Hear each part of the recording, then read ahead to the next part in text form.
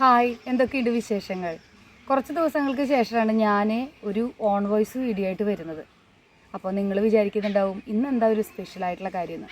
അത് ക്രിസ്ത്യൻസ് ആയാലും മുസ്ലിംസ് ആയാലും ഒരു പുണ്യമാസത്തിലൂടെയാണ് നമ്മൾ ഓരോരുത്തരും കടന്നു പോകുന്നത്. അപ്പോൾ ആ ഒരു പുണ്യമാസം അല്ലെങ്കിൽ നമുക്ക് നോമ്പെടുക്കുമ്പോൾ നമ്മുടെ മനസ്സിൽ ചെറിയ ചെറിയ കാര്യങ്ങളൊക്കെ ഉണ്ടാവും. നോമ്പ് എന്ന് പറയുമ്പോൾ തന്നെ നമുക്ക് നമ്മളെ തന്നെ കുറച്ച് പോസിറ്റീവാക്കി വെക്കാൻ നമ്മൾ ആഗ്രഹിക്കും. നമ്മുടെ ജീവിതത്തിൽ കുറച്ച് നല്ല കാര്യങ്ങളൊക്കെ സംഭവിക്കണം, അതിനു വേണ്ടി നമ്മൾ ചെറിയ ചെറിയ നല്ല തുടക്കങ്ങൾ ഉണ്ടാക്കണ ഒരു സമയമാണ് നമ്മുടെ നോമ്പ് കാലം എന്ന് പറയുന്നത്.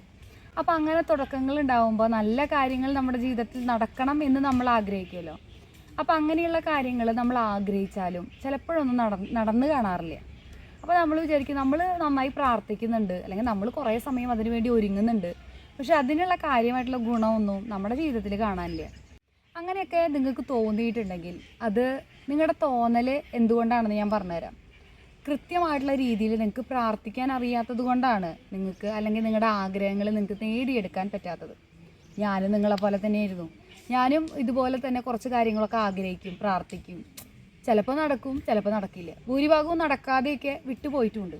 അപ്പോൾ അങ്ങനെയൊക്കെ പോകുമ്പോൾ നമ്മൾ ചിന്തിക്കില്ലേ, നോർമലി നമ്മൾ ചിന്തിക്കുക എന്തുകൊണ്ടാണെന്ന് ഞാൻ ഇതുപോലെ ഒരുങ്ങിയിട്ട് അല്ലെങ്കിൽ എൻ്റെ ജീവിതത്തിൽ വ്യത്യാസങ്ങൾ ഉണ്ടാവണം എന്ന് ആഗ്രഹിച്ചിട്ട് അതൊന്നും നടന്നില്ലല്ലോ എന്ന്. അപ്പോഴാണ് എനിക്ക് മനസ്സിലായത്, നമ്മൾ ശരിയായിട്ടുള്ള രീതിയിലല്ല ആഗ്രഹിക്കുന്നത്, അല്ലെങ്കിൽ ശരിയായിട്ടുള്ള രീതിയിലല്ല നമ്മൾ പ്രാർത്ഥിക്കണം. ആ ചെയ്യുന്ന പ്രക്രിയയ്ക്ക് ചെറിയൊരു ചേഞ്ചസ് വരുത്തി കഴിഞ്ഞ് കഴിഞ്ഞാൽ നമുക്ക് പോസിറ്റീവായിട്ടുള്ള മാറ്റം ഉണ്ടാക്കിയെടുക്കാൻ കഴിയും. അങ്ങനെ പോയപ്പോൾ ഒരു ആശുപത്രിയുടെ മുന്നിൽ വെച്ച് എഴുതി വെച്ച ഒരു വാചകമാണ് എൻ്റെ ജീവിതത്തിൽ ഒരുപാട് സ്വാധീനിച്ച ഒരു വാചകം. അതിങ്ങനെയായിരുന്നു: ലോകം സ്വപ്നം പോലും കാണാൻ കഴിയാത്ത കാര്യങ്ങൾ പ്രാർത്ഥന കൊണ്ട് സാധിക്കുന്നു. നമുക്ക് സ്വപ്നം കണ്ടാൽ നമുക്ക് നേടിയെടുക്കാൻ കഴിയാത്ത എന്ത് കാര്യമാണുള്ളത്? സ്വപ്നത്തിൽ വേണമെങ്കിൽ എനിക്ക് ഒരു അംബാനിയെ പോലെ കോടീശ്വരനാവാൻ കഴിയും. സ്വപ്നത്തിൽ എനിക്ക് മോഹൻലാലിനെ പോലെ, അല്ലെങ്കിൽ മഞ്ജു വാര്യരെ പോലെ, കാവ്യ മാധവനെ പോലെ ഒരു നല്ല നടിയാവാൻ പറ്റും. സ്വപ്നത്തിൽ നമുക്ക് ആരുടെ കൂടെ വേണമെങ്കിലും അഭിനയിക്കാൻ പറ്റും. അല്ലെങ്കിൽ നമുക്ക് എന്തൊക്കെ വേണമെങ്കിലും സ്വപ്നത്തിലൂടെ നമുക്ക് സാധിച്ചെടുക്കാൻ പറ്റുമല്ലോ. അതൊക്കെ നമ്മൾ ചിലപ്പോഴൊക്കെ പകലൊക്കെ നമ്മൾ ട്രൈ ചെയ്ത് നോക്കാറുണ്ടല്ലേ. മടിയുള്ള സമയങ്ങളിലൊക്കെ കണ്ണടച്ച് കിടന്ന് നമ്മുടെ ഇഷ്ടപ്പെട്ട കാര്യങ്ങളൊക്കെ നമ്മൾ ഓർത്തെടുക്കാറുണ്ട്. അവിടെയാണ് ആ ആശുപത്രിയുടെ ചുമരിൽ എഴുതിയ ആ ഒരു വാചകത്തെ വളരെയധികം എന്നെ സ്വാധീനിച്ചത്. ലോകം സ്വപ്നം പോലും കാണാൻ കഴിയാത്ത കാര്യങ്ങൾ പ്രാർത്ഥന കൊണ്ട് സാധിക്കും. അപ്പോൾ അതിനെക്കുറിച്ച് ഞാൻ ചിന്തിക്കാൻ തുടങ്ങിയപ്പോഴാണ് ഞാൻ മനസ്സിലാക്കിയത്, ഞാൻ പ്രാർത്ഥിക്കുന്നത് ഒരു ശരിയായിട്ടുള്ള രീതിയിലല്ല. ഞാൻ പ്രാർത്ഥിക്കുന്നതിൽ ചെറിയ വ്യത്യാസങ്ങളൊക്കെ വരുത്തി കഴിഞ്ഞാൽ എന്തുകൊണ്ടാണ് ഈ ചുമരിൽ എഴുതിയ പോലെ ഒരു മാറ്റം എൻ്റെ ജീവിതത്തിൽ കൊണ്ടുവരാൻ കഴിയുമോ എന്നുള്ളതൊന്ന് ട്രൈ ചെയ്ത് നോക്കാം. അങ്ങനെ ഞാൻ ട്രൈ ചെയ്ത് 100% സക്സസ്ഫുള്ളായ ഏറ്റവും എഫക്റ്റീവായിട്ടുള്ളൊരു വഴിയാണ് ഞാൻ നിങ്ങൾക്ക് പറഞ്ഞുതരാൻ പോകുന്നത്. അപ്പോൾ നമുക്ക് വേണമെങ്കിൽ ഇപ്പോൾ എന്നെ കേൾക്കുന്ന സമയം മുതൽ നിങ്ങൾക്ക് ഇതൊന്ന് സ്റ്റാർട്ട് ചെയ്ത് കഴിഞ്ഞാൽ ഒരു 20-21 ദിവസം നിങ്ങളിങ്ങനെ ഒന്ന് സ്റ്റാർട്ട് ചെയ്താൽ ഞാൻ 100% ഉറപ്പ് പറയാം, നിങ്ങളുടെ ജീവിതത്തിൽ നിങ്ങൾ ആഗ്രഹിക്കുന്ന കാര്യങ്ങൾ കൃത്യമായിട്ട് കൃത്യസമയത്ത് തന്നെ സംഭവിക്കും. അപ്പോൾ അതിന് വേണ്ടിയിട്ട് എന്താ, പ്രാർത്ഥനയാണെങ്കിൽ പോലും നിങ്ങൾ ആ വാതിലിൻ്റെ അവിടെ നിന്ന് ശരിയായിട്ടുള്ള രീതിയിൽ ആ വാതിൽ തുറക്കണം. ഒരു അടച്ചിട്ട വാതിലിൻ്റെ മുന്നിൽ നിന്ന് നിങ്ങൾ എത്ര സമയം ഒരു കാര്യം തന്നെ ചോദിച്ചുകൊണ്ടിരുന്നിട്ട് യാതൊരു കാര്യമില്ല. അതിന് കൃത്യമായിട്ടുള്ള രീതിയിൽ നിങ്ങൾ ആ ഒരു വാതിൽ തുറന്നെടുക്കണം. അപ്പോൾ ആ തുറന്നെടുക്കാനുള്ള ഒരു വഴിയാണ് ഞാനിന്ന് നിങ്ങളുടെ വീഡിയോയിൽ ഞാൻ നിങ്ങൾക്ക് പങ്കുവയ്ക്കുന്നത്. അപ്പോൾ ചിലർ കേൾക്കുമ്പോൾ വിചാരിക്കും, ഇതാണോ ഇത്ര വലിയ അതിശയമായിട്ട് ഞങ്ങളോട് പറയുന്നത്? ഇതൊക്കെ ഞങ്ങൾക്ക് പണ്ടേ അറിയായിരുന്നു എന്ന് ചിന്തിക്കുന്ന ആളുകളൊക്കെ ഉണ്ടാവും. പണ്ടേ അറിയുന്നവരുണ്ടെങ്കിൽ നിങ്ങൾ എന്നോട് ക്ഷമിക്കുക. ഞാൻ ഇത് അറിഞ്ഞത് ഇപ്പോൾ അടുത്താണ്, കുറച്ച് കാലങ്ങളായിട്ടാണ് ഞാൻ എൻ്റെ ജീവിതത്തിൽ ഇത് പ്രാക്ടീസ് ചെയ്ത് തുടങ്ങിയത്. അപ്പോൾ ആ പ്രാക്ടീസ് ചെയ്തതിൻ്റെ അറിവിലാണ് ഞാൻ നിങ്ങളോട് പങ്കുവയ്ക്കുന്നത്. പക്ഷേ അറിയാത്ത ആരെങ്കിലുമൊക്കെ നമ്മുടെ ഇടയിൽ ഉണ്ടാവില്ലേ, സങ്കടപ്പെട്ടിരിക്കുന്നവരുണ്ടാവില്ലേ, അവർക്ക് വേണ്ടിയിട്ടാണ് എൻ്റെ വീഡിയോ. അപ്പോൾ ലിനു ലിറ്റി ടോക്സിൻ്റെ ഏറ്റവും പുതിയ വീഡിയോയിലേക്ക് ഏറ്റവും സ്നേഹത്തോടു കൂടി എല്ലാ പ്രിയപ്പെട്ടവരെയും സ്നേഹപൂർവ്വം സ്വാഗതം ചെയ്യുന്നു. അപ്പം ഞാൻ ഈ പ്രാർത്ഥനയെ മാനിഫെസ്റ്റ് ചെയ്യാൻ പോകുന്നത് ഈ ഒരു ജപമാല വെച്ചിട്ടാണ്. അപ്പം ഞാൻ പറഞ്ഞല്ലോ, ഞാനൊരു ക്രിസ്ത്യാനി ആയതുകൊണ്ടും കാലങ്ങളായിട്ട് നമ്മൾ ജപമാല ചൊല്ലി പ്രാർത്ഥിക്കുന്നത് കൊണ്ടാണ് ഒരു ജപമാലയിലൂടെ ഞാനിത് മാനിഫെസ്റ്റ് ചെയ്തെടുത്തത്. അപ്പോൾ നിങ്ങൾ വിശ്വസിക്കുന്ന ദൈവം ഏതും ആയിക്കൊള്ളട്ടെ, നിങ്ങളുടെ പ്രാർത്ഥനാ രീതി ഏതും ആയിക്കൊള്ളട്ടെ, ഞാൻ ഈ ഇതിൽ പറയുന്ന ചെറിയ പോയിൻറ്റ്സൊക്കെ നിങ്ങൾ ലൈഫിലേക്ക് കൊണ്ടുവന്ന് നിങ്ങൾ വിശ്വസിക്കുന്ന ദൈവത്തോട് തന്നെ നിങ്ങൾ പ്രാർത്ഥിക്കാൻ ആരംഭിച്ചാൽ ഉറപ്പാണ് നിങ്ങൾ ആഗ്രഹിക്കുന്ന കാര്യം തീർച്ചയായിട്ടും ദൈവം നിങ്ങളുടെ ജീവിതത്തിൽ അതുപോലെ തന്നെ സംഭവിക്കും. നിങ്ങൾ ആഗ്രഹിക്കുന്നതിനേക്കാൾ അധികമായിട്ട് സംഭവിക്കും. അപ്പോൾ ഞാനിത് ജസ്റ്റ് ഒരു ജപമാലയിലൂടെയാണ് നിങ്ങളെ പരിചയപ്പെടുത്തി തരുന്നത്. ഇനി ജപമാല ചെല്ലാൻ നിങ്ങൾക്ക് താല്പര്യമുണ്ടെങ്കിൽ നിങ്ങൾക്ക് ഗൂഗിളിൽ നോക്കിയിട്ടും യൂട്യൂബിൽ നോക്കിയിട്ടൊക്കെ ജപമാലയെക്കുറിച്ച് നിങ്ങൾക്ക് മനസ്സിലാക്കാം, പഠിക്കാം. അപ്പോൾ നമ്മൾ ഈ ജപമാല ആരംഭിക്കുന്നത് കുരിശൊക്കെ വരച്ചിട്ടായിരിക്കും. ക്രിസ്ത്യാനികളായിട്ടുള്ള എല്ലാവരും കുരിശ് വരച്ചിട്ടാണ് ആരംഭിക്കുക. അപ്പോൾ നമ്മൾ 53 ജപങ്ങളാണ് നമ്മൾ ഈ ഒരു ജപമാലയിലൂടെ നമ്മൾ പ്രാർത്ഥനാപൂർവ്വം പൂർത്തീകരിക്കുക. അപ്പോൾ അതിന് നമ്മൾ ഈ ഒറ്റ നിൽക്കുന്ന മണികളിലൊക്കെ നമ്മൾ സ്വർഗ്ഗസ്ഥനായ പിതാവെയാണ് ചൊല്ലുക. 3 മണികൾ ചേർന്ന് നിൽക്കുന്ന മണികളിലൊക്കെ നന്മ നിറഞ്ഞ മറിയമേ എന്നുള്ള പ്രാർത്ഥനയാണ് നമ്മൾ ചൊല്ലുക. അപ്പോൾ ഇതൊക്കെ നിങ്ങൾക്ക് അറിയുന്ന കാര്യങ്ങളാവും. ഇനി ഞാൻ അതിലേക്കൊന്നും പോകുന്നില്ല. അതിൻ്റെ ആദ്യ രഹസ്യത്തിലേക്ക് എടുക്കുക. സന്തോഷം മുതൽ ദുഃഖ രഹസ്യം വരെ നമുക്ക് പ്രാർത്ഥിക്കാൻ പ്രോപ്പറായിട്ടുള്ള ഒരു പ്രാർത്ഥനാ പുസ്തകം കയ്യിലുണ്ടല്ലേ. അപ്പോൾ അതിൽ നമ്മൾ സന്തോഷ രഹസ്യങ്ങളും ദുഃഖ രഹസ്യങ്ങളും മഹത്വ രഹസ്യങ്ങളും ഒക്കെ ചെല്ലാറുണ്ട്. 1-ാം രഹസ്യം മുതൽ നമ്മൾ ചെല്ലാറുണ്ട്. ആ പ്രാർത്ഥനകളിലൂടെ തന്നെ നമുക്ക് ആരംഭിക്കണമെങ്കിൽ നമുക്ക് ആരംഭിക്കാം. ഇനി ഞാനൊരു കാര്യം, ഏറ്റവും പ്രധാനപ്പെട്ട ഒരു കാര്യം പറയട്ടെ. നിങ്ങൾ ഈ ജപമാല വെച്ച് മാനിഫെസ്റ്റ് ചെയ്യാൻ ആഗ്രഹിക്കുന്നുണ്ടെങ്കിൽ, അല്ലെങ്കിൽ പ്രാർത്ഥനയിലൂടെ നിങ്ങൾ മാനിഫെസ്റ്റ് ചെയ്യാൻ ആഗ്രഹിക്കുന്നുണ്ടെങ്കിൽ, നിങ്ങൾ ഏറ്റവും ആദ്യം ശ്രദ്ധിക്കേണ്ടത് നിങ്ങൾ ഒരു കുടുംബ പ്രാർത്ഥനയിൽ ഇരുന്ന് ഇത് മാനിഫെസ്റ്റ് ചെയ്യാനായിട്ട് ശ്രമിക്കരുത്. കാരണം നമുക്കറിയാലോ നമ്മൾ എങ്ങനെയാണ് കുടുംബ പ്രാർത്ഥനയിലൊക്കെ എത്രത്തോളം നമ്മൾ സജീവമാവുന്നുണ്ട്, അല്ലെങ്കിൽ നമ്മൾ എങ്ങനെയാണ് അതിൽ പങ്കെടുക്കുന്നത് നമുക്ക് ആലോചിച്ച് കഴിഞ്ഞാൽ അറിയാം. അപ്പോൾ അതല്ലാത്ത പേഴ്സണലായിട്ടുള്ളൊരു സമയം നമ്മൾ കണ്ടുപിടിക്കുക. ഇനി വേറൊരു വിശ്വാസത്തിലുള്ള ആളാണെങ്കിൽ ഒരു കൃത്യമായിട്ടുള്ളൊരു സമയം, അല്ലെങ്കിൽ നിങ്ങൾക്ക് ഏറ്റവും സ്വസ്ഥതയായിട്ടുള്ള ഒരു സമയം നിങ്ങൾ തിരഞ്ഞെടുക്കുക പ്രാർത്ഥിക്കാൻ വേണ്ടിയിട്ട്. അത് നിങ്ങൾക്ക് ഏറ്റവും ഫ്രീ ആയിട്ടിരിക്കാൻ പറ്റുന്ന ഒരു സ്ഥലം ആയിരിക്കണം. നിങ്ങളുടെ പ്രിയപ്പെട്ട മുറിയായിരിക്കാം, നിങ്ങൾക്ക് ഇഷ്ടപ്പെട്ട ഒരു ഇടം അതുണ്ടാവണമെന്നേ ഉള്ളൂ. നിങ്ങളുടെ ജോലി സ്ഥലമായിരിക്കാം, അല്ലെങ്കിൽ നിങ്ങൾക്ക് ഒരു കാറുണ്ടെങ്കിൽ ആ കാറിൻ്റെ ഉള്ളിലിരുന്ന് വേണമെങ്കിൽ നമുക്കിത് ചെയ്യാം. യാതൊരു കാശ് ചെലവും ഇല്ലാതെ നിങ്ങൾക്ക് നിങ്ങളുടെ ആഗ്രഹങ്ങൾ നേടിയെടുക്കാൻ കഴിയും. അപ്പോൾ എങ്ങനെയാണെന്ന് ഞാൻ പറഞ്ഞുതരാം കേട്ടോ. അപ്പോൾ ഈ ജപമാല വെച്ചിട്ടാകുമ്പോൾ ഈ ആദ്യ രഹസ്യം നമ്മൾ സന്തോഷ രഹസ്യമാണെന്ന് വിചാരിക്കുക. അതിൻ്റെ പ്രാർത്ഥന നമ്മൾ ചൊല്ലിക്കഴിഞ്ഞാൽ ഈ 1-ാമത്തെ രഹസ്യം എടുക്കുമ്പോൾ നമ്മൾ ഏറ്റവും ആദ്യം ഒരു ദൈവത്തിന് നന്ദി പറഞ്ഞുകൊണ്ട് വേണം ആരംഭിക്കാൻ. ഈ നന്ദി പറയാമെന്ന് പറയുമ്പോഴേ നമ്മൾ ഇപ്പോൾ കുറേ നാളായിട്ട് നിങ്ങൾ ഉയർന്നൊരു ജോലിക്ക് വേണ്ടിയിട്ട് നിങ്ങൾ ശ്രമിച്ചുകൊണ്ടിരിക്കുക. കുറേ നാളായി ശ്രമിക്കുന്നു, പക്ഷെ ജോലി നിങ്ങൾക്ക് ശരിയാവണില്ല. അപ്പോൾ നിങ്ങൾ വന്ന് പ്രാർത്ഥിക്കാൻ ആരംഭിക്കുമ്പോൾ തന്നെ നിങ്ങളുടെ ജീവിതത്തിൽ നടക്കാതെ പോയ ഒരുപാട് കാര്യങ്ങളുണ്ടാവുമല്ലോ.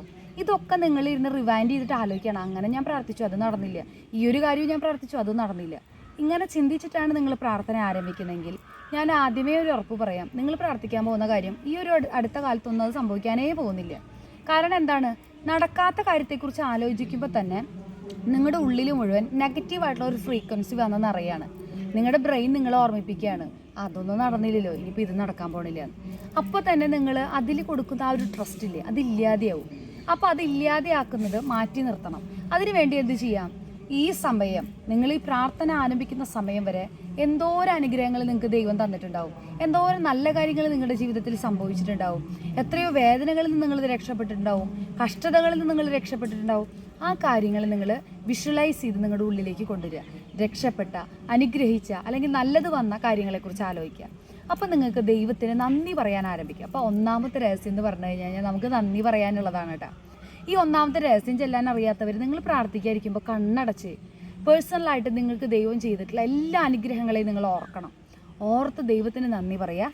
എന്നിട്ട് ജപമാല കയ്യിലുള്ളവരെ ആ ഒരു ആദ്യ രഹസ്യം കൃത്യമായിട്ട് ഭക്തിപൂർവ്വം നിങ്ങൾ ചൊല്ലി പൂർത്തീകരിക്കുക. അതിനുശേഷം 2-ാമത്തെ രഹസ്യത്തിലേക്ക് കടന്നു വരിക. അല്ലെങ്കിൽ ആ നന്ദി പറഞ്ഞതിന് ശേഷം അടുത്ത പ്രോസസ്സ് എന്ന് പറയുന്നത് ഫോർഗീവ്നെസ് ആണ്. നമ്മൾ ജീവിതത്തിൽ നമുക്ക് ദേഷ്യം വരാത്ത ആരെങ്കിലും ഉണ്ടോ? നമ്മുടെ ശത്രുക്കളല്ലാതെ ആരെങ്കിലും ഉണ്ടോ? നമുക്ക് ആരും ശത്രുക്കളില്ല എന്ന് നിങ്ങൾ പറയുന്നുണ്ടെങ്കിൽ അതൊരു ലോക നുണയാണ്, ഏറ്റവും വലിയ നുണയത്. എനിക്കും ശത്രുക്കളുണ്ട്, നിങ്ങൾക്കും അതുണ്ടാവും. അല്ലെങ്കിൽ നമ്മളെ വേദനിപ്പിച്ചവർ നമ്മുടെ ചുറ്റും ഉണ്ടാവും. എന്തിന്, നമ്മുടെ ഫാമിലിയിൽ പോലും ഉണ്ടാവും, നമ്മുടെ സഹോദരങ്ങളിലുണ്ടാവും, നമ്മുടെ മാതാപിതാക്കളിലുണ്ടാവും, നമ്മുടെ കൂട്ടുകാരിലുണ്ടാവും, അങ്ങനെയൊക്കെ ഉണ്ടാവും. ഇതൊരു പ്രപഞ്ചത്തിൻ്റേതായിട്ടുള്ള ഒരു കാര്യമാണല്ലേ. നമ്മുടെ ലോകവും ഇങ്ങനെ തന്നെയാണ്. പക്ഷേ അവരോടൊന്നും നിങ്ങൾക്ക് പൂർണ്ണമായിട്ട് ക്ഷമിക്കാൻ പറ്റിയിട്ടുണ്ടാവില്ല. അതങ്ങനെയാണല്ലോ, എപ്പോഴെങ്കിലുമൊക്കെ നമ്മൾ അത് ഓർത്ത് വേദനിക്കും. ആ വേദനയാണ് നമ്മൾ വീണ്ടും റിവൈൻഡ് ചെയ്ത് നമ്മുടെ ജീവിതത്തിലേക്ക് കൊണ്ടുവരിക. 2-ാമത്തെ രഹസ്യത്തിലേക്ക് കടന്നു വരുമ്പോൾ ഫോർഗീവ്നെസ് എന്ന് പറഞ്ഞാൽ ഏറ്റവും ഇമ്പോർട്ടൻ്റ് ആയിട്ടുള്ള സ്റ്റെപ്പ് നിങ്ങൾ സ്കിപ്പ് ചെയ്യാനേ പാടില്ല. നിങ്ങൾ അവരോട് ക്ഷമിക്കണം. അത് അവരുടെ നല്ലതിന് വേണ്ടിയിട്ടാണ് നിങ്ങൾ ചിന്തിച്ചിട്ട് ഞാൻ ക്ഷമിച്ചിട്ട് അവരുടെ ജീവിതം അങ്ങോട്ട് പച്ച പിടിച്ചിട്ട് അവരിനി ഒരുപാട് ഉയരത്തിലെത്തും, അങ്ങനെ വിഷമിക്കണ്ട. നിങ്ങൾ ഫോർഗീവ് ചെയ്യുമ്പോൾ നിങ്ങൾക്ക് തന്നെയാണ് ജീവിതത്തിൽ ഭയങ്കര പോസിറ്റീവായിട്ടുള്ള കാര്യങ്ങൾ സംഭവിക്കാൻ പോവുക. കാരണം നിങ്ങൾക്കൊരു ചെറിയൊരു മുറിവുണ്ടായി, വേണമെങ്കിൽ നമുക്കതിലൊരു മുറിവിൻ്റെ പൊടിയിടാം, അല്ലെങ്കിൽ നമുക്കൊന്ന് വെച്ച് കെട്ടാം, അല്ലെങ്കിൽ ആ മുറിവ് ഉണക്കാൻ ശ്രമിക്കാം. അതും അല്ലെങ്കിൽ ഇടയ്ക്കിടയ്ക്ക് നമുക്ക് വീണ്ടും നമുക്ക് ചൊറിഞ്ഞുകൊണ്ടിരിക്കാം. ചൊറിയുമ്പോൾ എന്താ ഉണ്ടാവുക എന്നുള്ളത് നിങ്ങൾക്ക് പറയണ്ടല്ലോ.